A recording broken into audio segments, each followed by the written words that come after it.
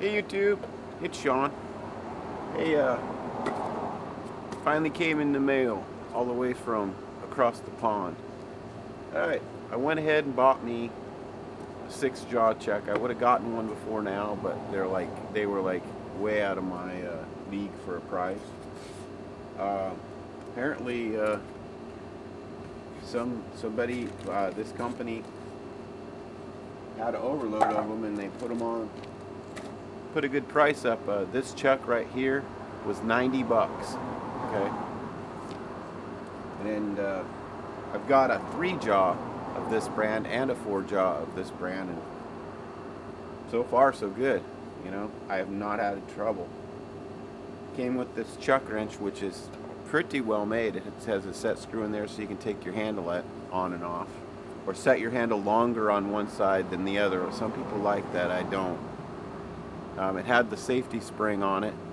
I ripped that off. I just do not like those. But here's the brand. I'm sure you're all familiar with the brand. Some people knock them hard and some people don't. I took it all apart. The old SANOU or whatever they are. But I took it all apart because the first thing you do, no matter where you got the chuck, whether it's new, used, or otherwise, whether it's made in China or the US, take it apart and clean it every time. And that's what I did. Took it apart. I have not cleaned it because I wanted to show y'all what you get with any Chinese chuck.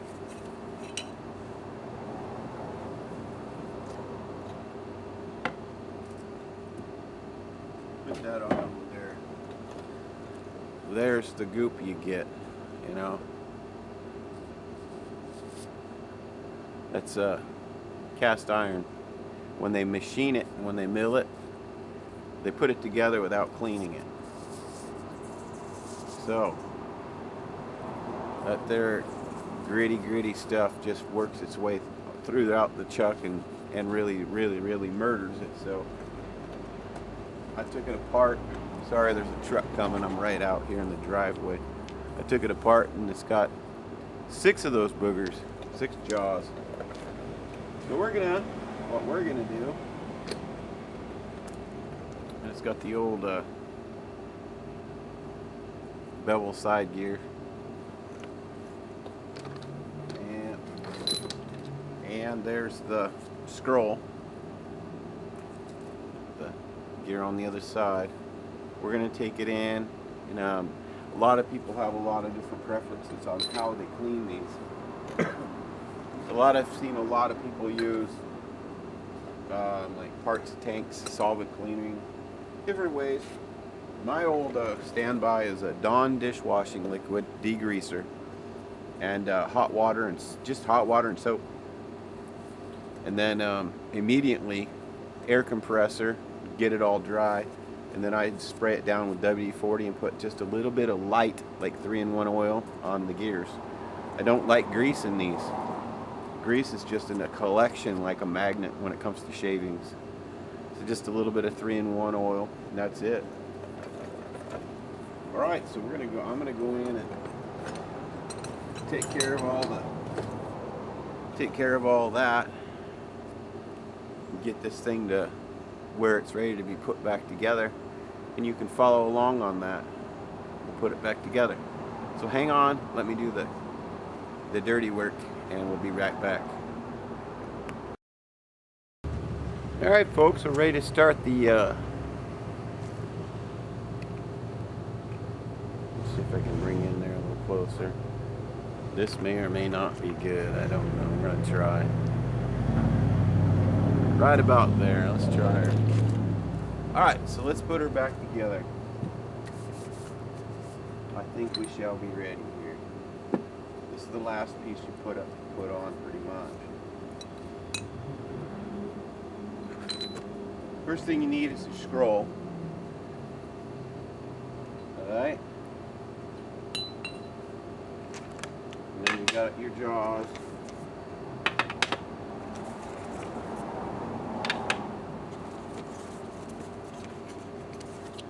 And you got your 3 side gears.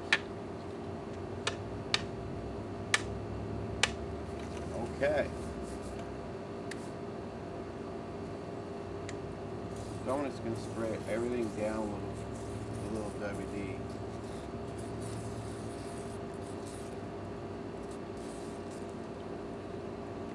Okay.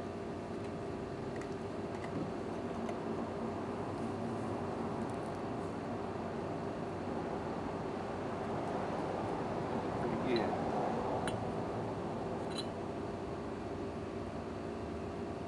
Put a little 3-in-1 right in there.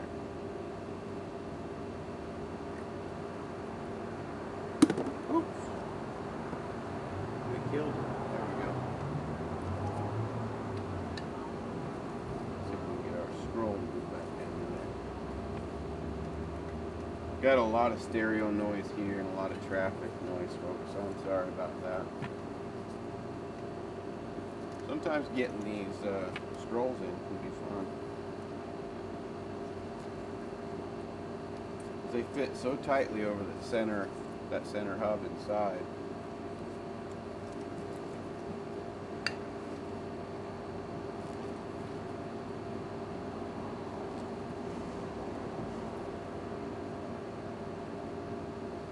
Okay, let me get that finished or fixed up, and I'll bring you back. I gotta go get the screws anyways. So we'll here's all the parts we need though. All we have to do is go get them screws. We'll bring you right back.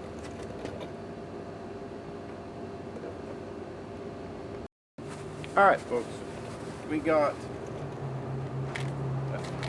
put all them screws in a little box. We got all our tools to put this thing back together with. I got that scroll down in there, and I oiled her up a little bit, which I'm going to put a little bit more on. It probably wipes half of it off and putting it back. That's much better. Alright. The next thing you need is your side gears.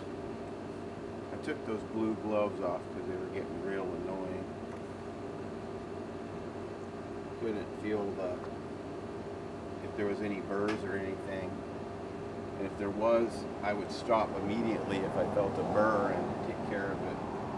But so far it's been real good. So there's little holes in the side, and you can't get the wrong one in the wrong hole because these are all the same. So you just turn it around, poke line it up with the hole, put it in, put your little side gears in there. Just wiggle them in. Don't push them if they don't want to go. All right, that's it. Next thing you need to do is it comes with these. Well, you'll see when you go taking it apart, it'll have these pins, but they're Allens in the back. And that's what holds your side gears in. Okay, and then what you need to do is locate. In the side gear there's a little groove. And that's what that pin falls into. Okay, so when you put your side gear in,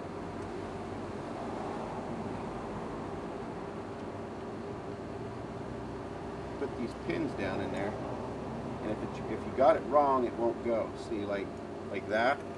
As soon as you get your side gear right, or your side gear right, it'll go right down into place. And you just do that with all three of them there. Just wiggle it around till it falls down in there like that.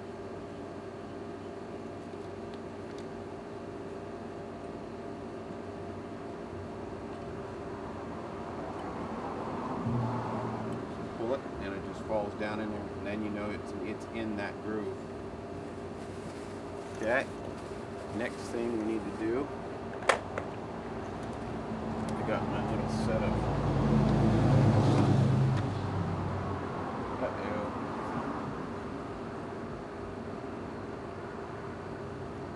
I may end up having to go get a different set.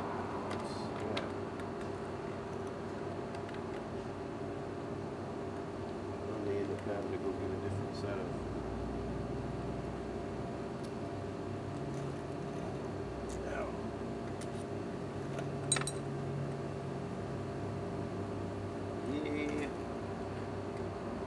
I think I might have to go get a different set of screws or bits. I think I will do so. I thought I took it apart with that set, but I took it apart with the other set. So give me a sec. Be right back. Alright folks, I just got me a regular set of ball Allen wrenches. Alright, so what we do is find the right size, of course. I do believe it's 2.5. Yep, it's 2.5 millimeter for these little screws on the to hold the side gears in. Just go ahead and put them on down. Now you'll find when you get these, a lot of times when you get one of these chucks, don't matter how many jaw it is, 3, 4, 2, 3, 4, or 6. You'll find more often than not these screws will be loose. I don't know why they cannot do at the factory tighten them, but they don't. They don't need to be epic tight. Alright, and then you take your chuck wrench. You want to make sure everything's smooth in there, you know, make sure everything's turning smoothly. And that's butter right there. That is nice. It's turning really nicely. Really nice. Okay. So next thing you need to do is locate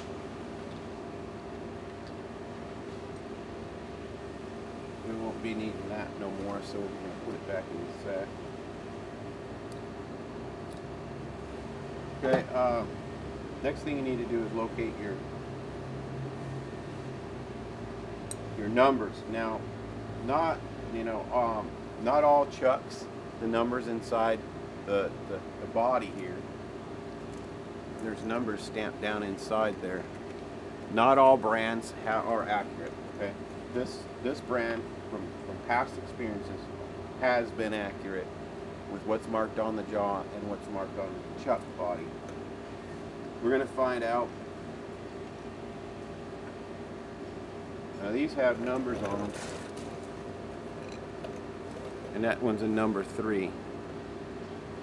Okay, so what we need to do, start with, if I can move this over here, I'm running out of room on this little table. I'll move the camera here in a sec. You guys can see what we're doing.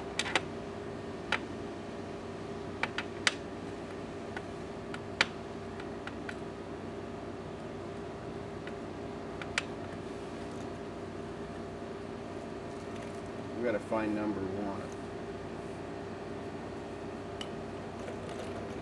Let's roll you down a little bit.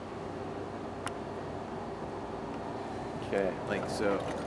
Anyways, you gotta find number 1 inside your little chuck body. It'll be stamped on there. 1, 2, 3, 4, 5, and 6. Okay? So there's number 1 right there.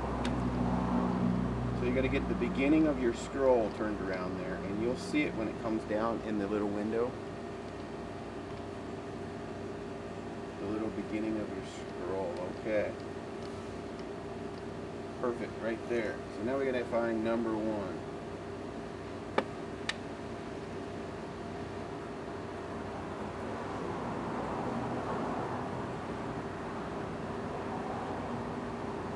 Incidentally, I marked them before I took them out, and every one of them I've marked on the top corresponds with the number that's in the groove. So this brand, SANOU, does stamp their parts accurately. There are a lot of them who don't. In fact, more often than not, they don't. So before you take her apart, inventory some marks on things. Another thing you can do is stack them up, and the teeth will be a way you can tell.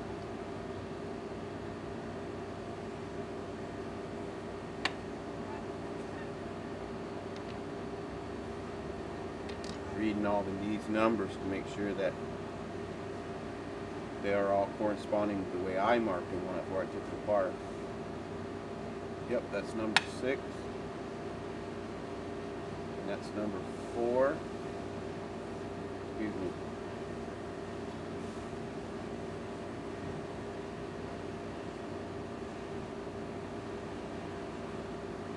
Number 2.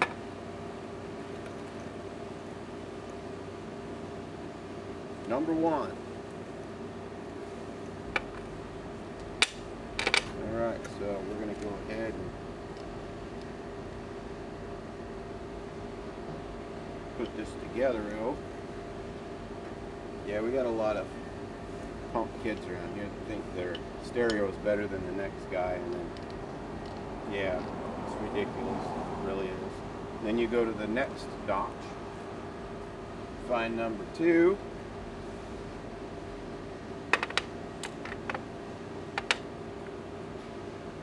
You get so many of those stereos going like that, and none of it makes any sense. You know, it's like it's not even music anymore; it's just noise.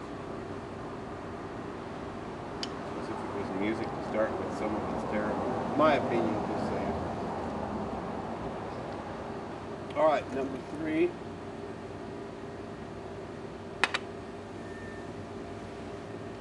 Line it up with where that scroll comes around, right where it begins.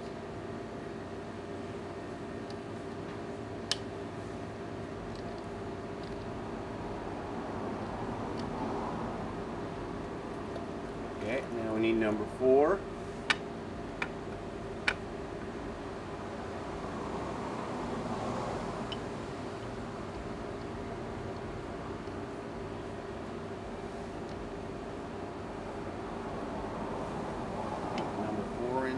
Pull it in. Oops, I didn't catch.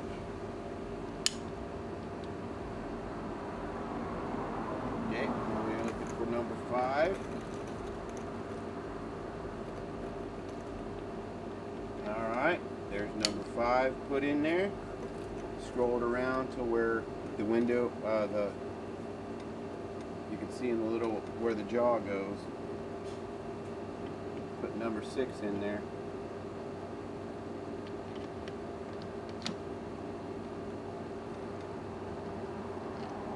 Now if we did it right, they should all line up. Sometimes that doesn't happen the first go around. And I know a lot of you will claim you can do it the first go around every time. No, we got her a little off, but that's okay. We can fix that.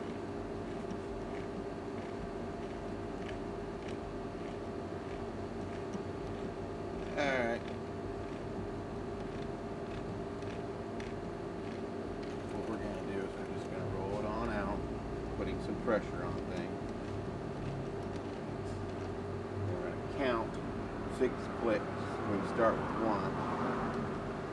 It's the way I... Sometimes this works, sometimes you got to start over, but we're going to try it.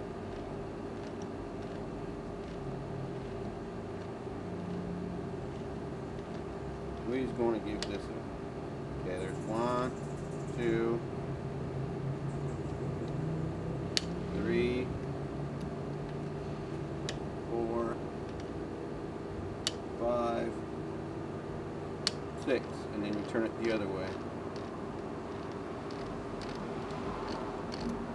Sometimes you can get it the first shot, sometimes you got to take a few shots at it, but yeah.